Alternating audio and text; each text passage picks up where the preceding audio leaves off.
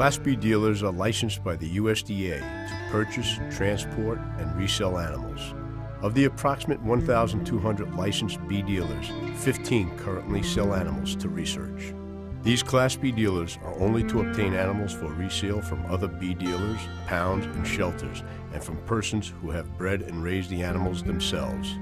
However, B dealers routinely violate the law by acquiring animals from fraudulent sources and abusing and neglecting them.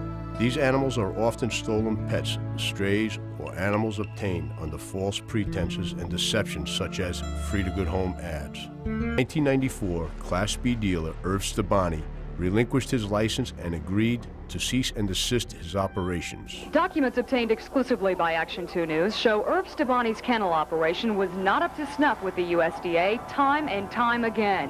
USDA inspectors were on his farm at least 29 times between 1985 and March of this year. They found more than 125 deficiencies. 17 times Ervin Stebane was cited for not properly identifying the animals. Add another 14 deficiencies for the condition inside the dog kennels.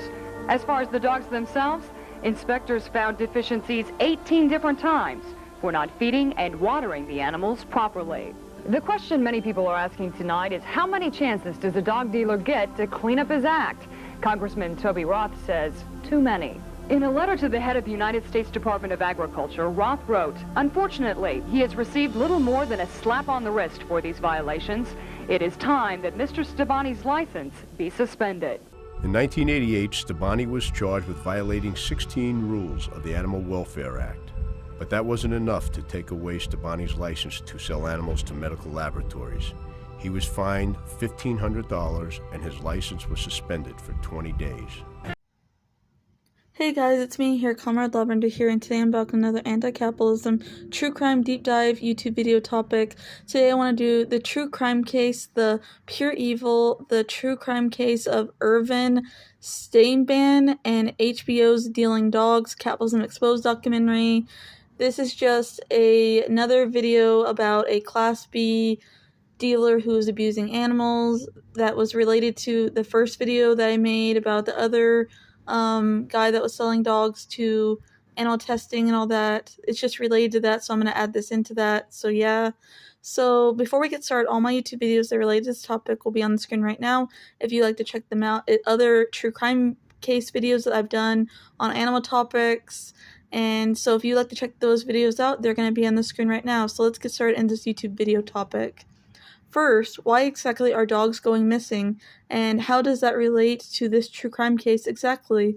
Well, reports suggest that dog thefts and dog napping and overall pet thefts are on the rise in the United States. Losing a pet can be devastating, and it's a crime that has repercussions that go far beyond the animal's financial value. Many dog owners view their dogs as members of their own family.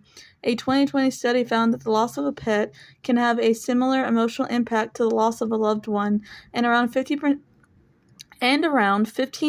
of the dog thefts include some form of force, such as breaking into a property or breaking onto a property. The vast majority of the incidents, 74%, involved the theft of a single animal, and those were usually small dogs.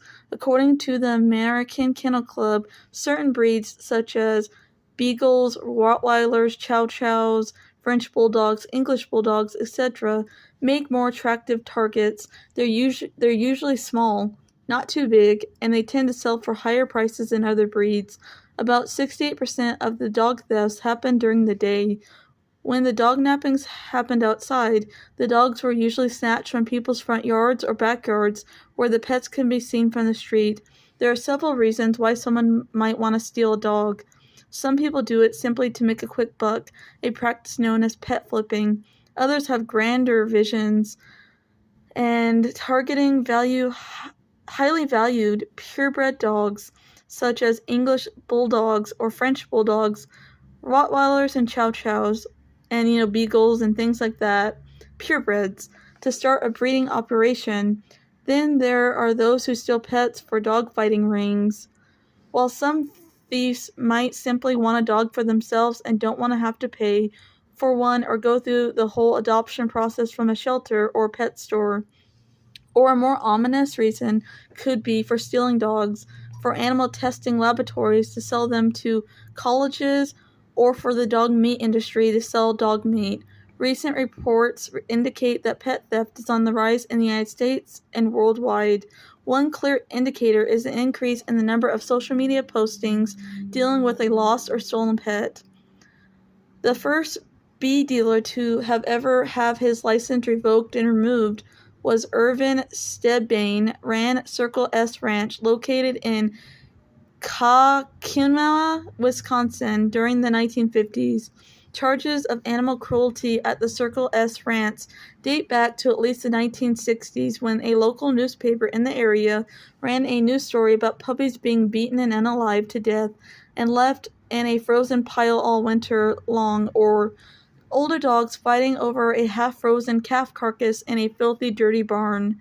In 1986, a series of newspaper headlines and articles offered eyewitness accounts from former employees who described how he routinely castrated dogs with no anesthesia and no pain medication, and how dogs were kept in factory farm, filthy barn-like conditions, and had to fight over rotten past-due-date meat, while the bodies of dogs that had passed away were left to decompose and rot in a pile.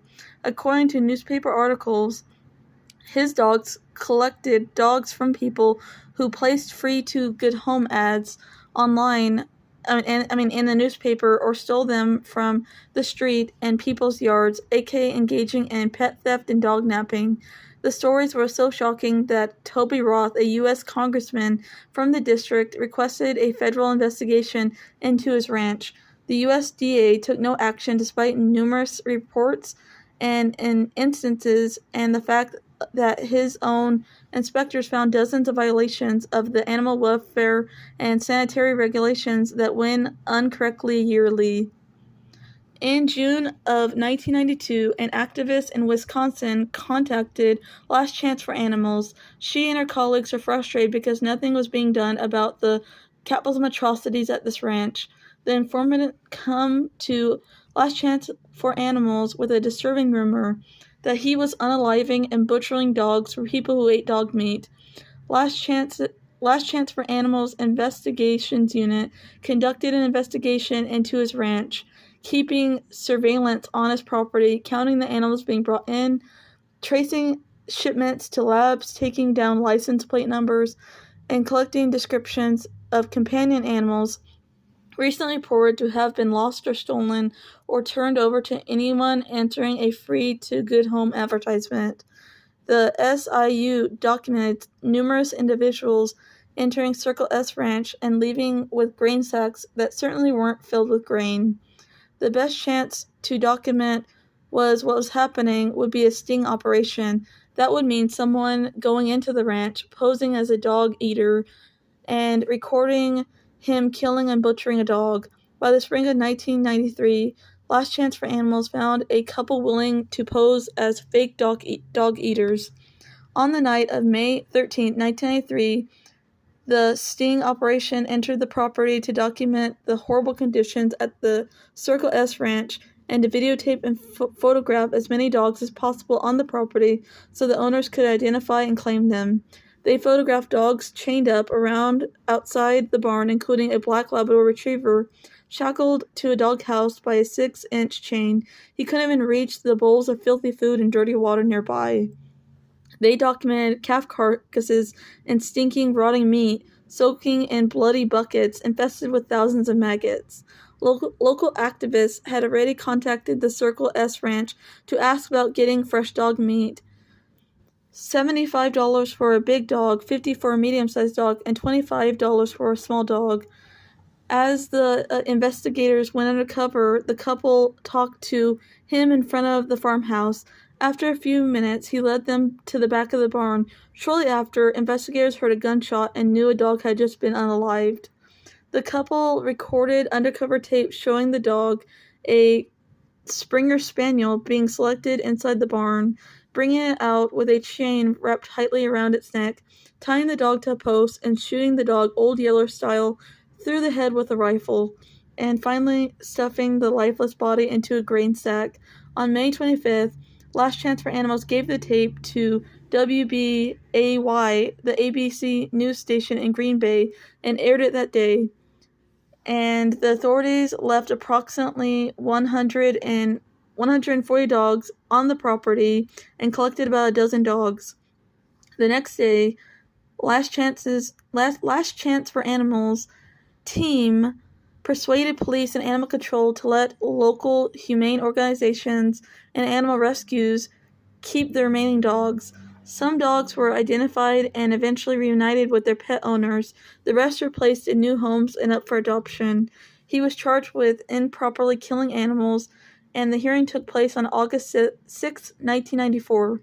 He was the first Class B dealer to ever have his license permanently revoked and removed. Although he never went to jail, he was out of business for good.